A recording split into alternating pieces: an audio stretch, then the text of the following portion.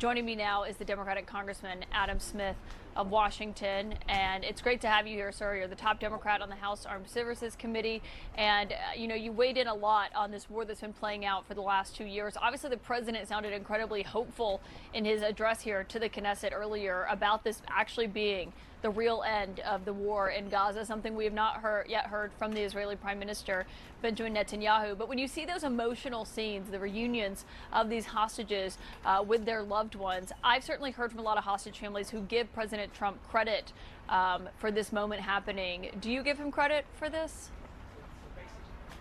Oh, certainly. I mean, this is an incredible accomplishment, an incredible moment. I mean, hostages returned. You saw the pictures. I mean, the relief for the families is amazing.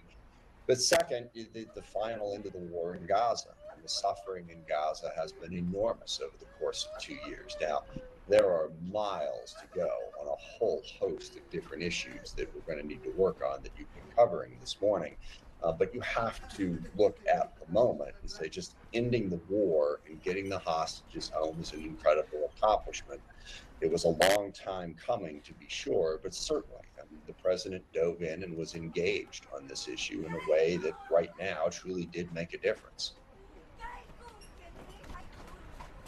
What were your takeaways as you listened to his speech? It was over an hour to the Israeli parliament earlier, including a call for the Israeli president to pardon Prime Minister Netanyahu, who's facing a corruption trial and charges there. What stood out to you from his remarks? Well, I mean, what stands out to me about the whole thing is what comes next. And that's sort of the two parts of the story. I mean, the first thing is what you said and showed about, just the relief, ending the war, getting the hostages home. But what comes next will quickly become equally important. Does this get to a lasting peace? And the key to that is having an alternative to Hamas in Gaza, having the Israeli government be willing to support that alternative, and also I think making sure that the United States and Donald Trump stay engaged. This is a great moment. We need to build on it and get to a lasting peace, and that's going to take a lot of work.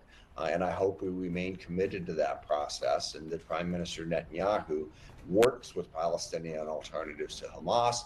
And then lastly, the Arab states are going to be so crucial in this. Do they put the money and support necessary to help rebuild Gaza and give Palestinians a future? And that's the dominant thing for me as I listen to that speech, is thinking about what comes next and will this last? Yeah, we're going to be watching. I mean, that is the question on everyone's mind, I think. And they're cautiously optimistic and hopeful, but also, have seen what's happened in the Middle East in the decades past. And I do wonder, going into what we're about to watch, with the president landing in Egypt in about 20 minutes from now for this signing ceremony, he actually got on the phone with President Sisi, who has not had a call with Prime Minister Netanyahu in quite some time, in years. Had Sisi invite Netanyahu to this summit. Initially, what we were hearing from Israeli officials, from White House officials, from Egyptians, sounded like Netanyahu might go to that summit, and then the Prime Minister's office said no, he wasn't going to go. Do you believe that's a missed opportunity for him not to go to the summit in Egypt?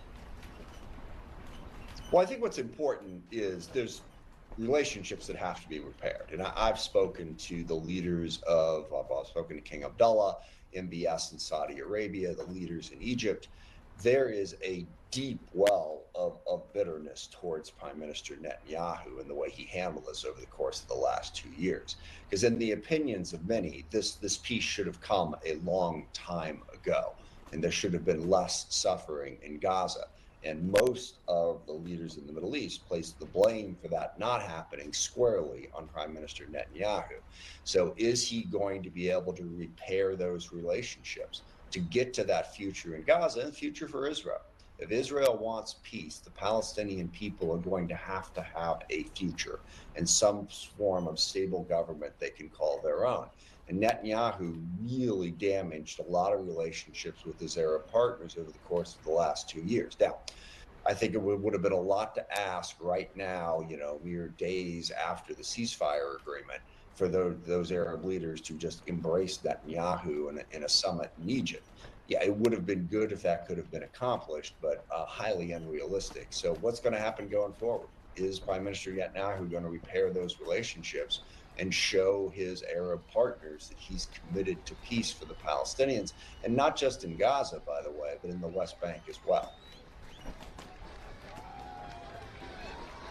Yeah, we'll all obviously be watching that closely as we're watching those Palestinian prisoners and detainees return home as well. Congressman Adam Smith, always grateful for your time. Thank you for joining us.